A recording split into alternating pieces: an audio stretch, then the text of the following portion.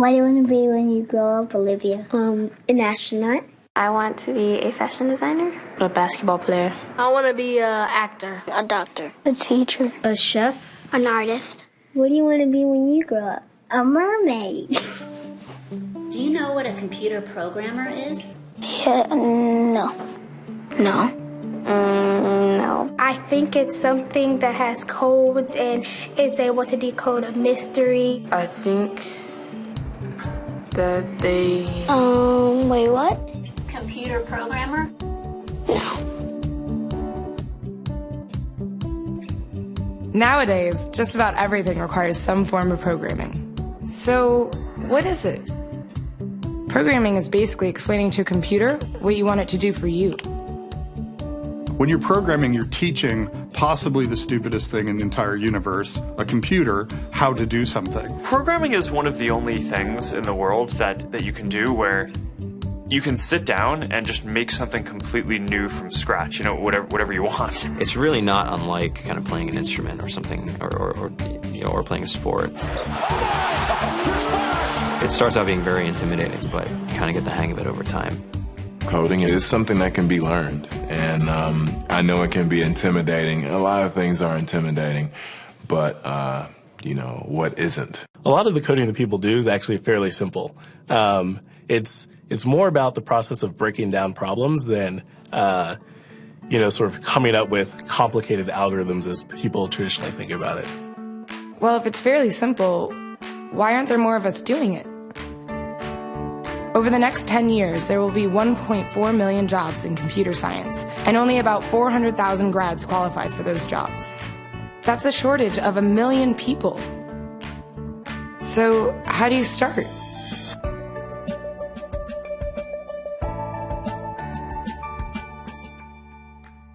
I was obsessed with maps when I was a kid, and cities specifically. So I taught myself how to program. I had a very clear goal of what I wanted to do, which is to see a map of the city on my screen and play with it. Put things on the map, move things around the map. See what was happening in the city, how it worked, how it lived, how it breathed.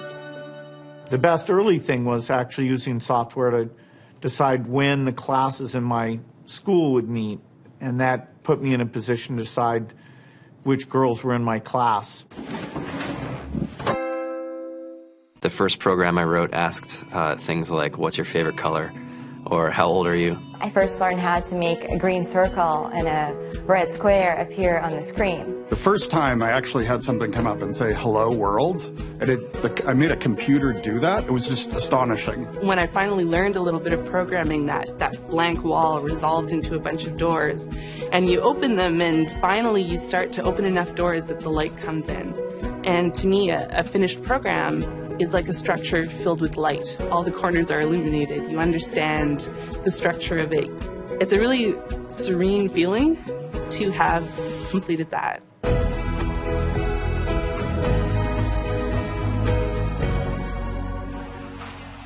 It took me some time to realize that creating things with your hands or creating code, creating programs, is just a different way to express creativity.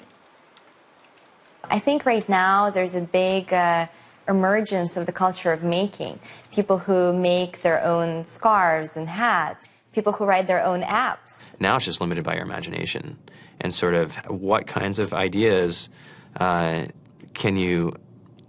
kind of understanding can you build into the computer so that it can do these things that were previously impossible.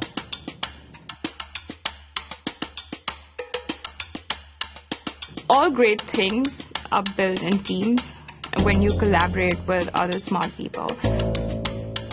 You're testing your ideas, you're stimulating each other. That's what makes us successful. It's not some flash of brilliance by somebody who then codes 24 hours a day for 3 weeks. It's what happened. The magic happens when we're all on the same page, collaborating and building something together.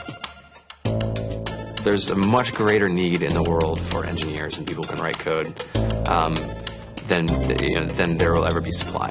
And so we all live these very charmed lives.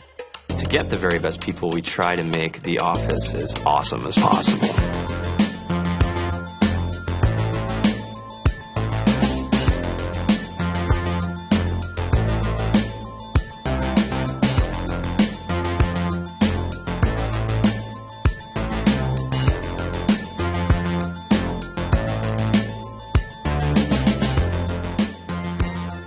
have a fantastic chef. Free food. Breakfast, lunch, and dinner. Free laundry. Snacks. Even places to play and video games and scooters. There's all these kind of interesting things around the office and places where people can play or relax or go to think or play music or be creative.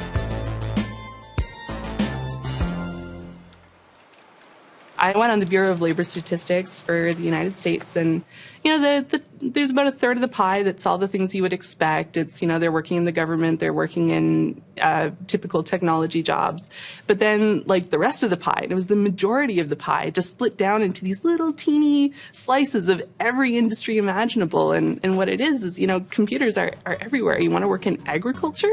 Do you want to work in entertainment? Do you want to work in manufacturing? It's just all over.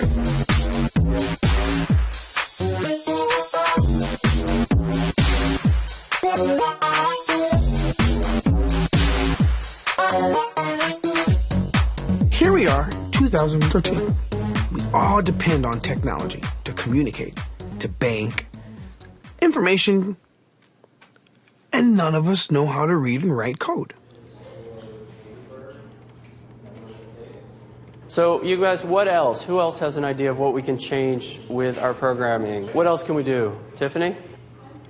What I saw my students take away from using Scratch and programming in our classroom is that they were willing to push through problems. It really builds critical thinking, it builds problem solving, and it's something that they can then apply to math in the classroom or their reading skills.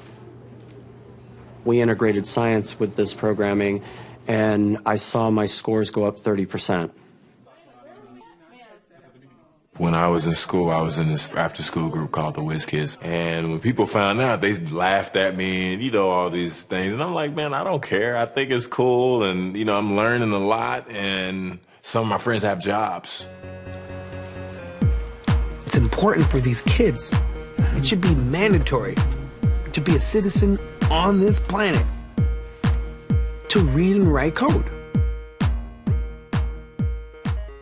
I just think you have to start small, right? And I think that's one of the biggest misconceptions about computer science and programming overall is that you have to learn this big body of information before you can do anything. You don't have to be a genius to know how to code. You need to be determined. Addition, subtraction, that's about it. You should probably know your multiplication tables.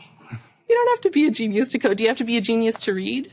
Do you have to be a genius to do math? No. No.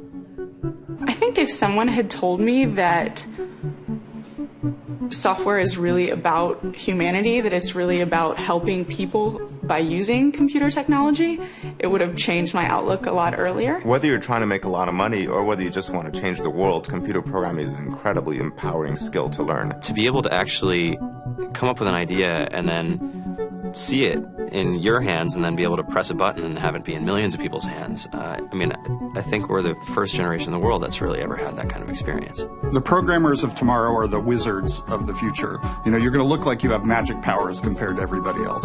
I think it's amazing. I think it's the closest thing we have to a superpower. Great coders are today's rock stars.